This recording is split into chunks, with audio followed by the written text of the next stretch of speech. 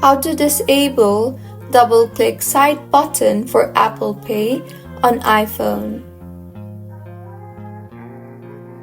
Hello everyone, I am Bishaka and welcome to our channel.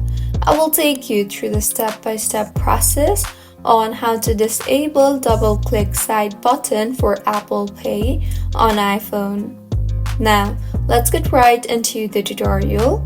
Double-click side button feature will help you get cards and passes ready at any time by double-clicking the side button. So, if you want to disable double-click side button for Apple Pay, then firstly, go ahead and launch the settings application on your device.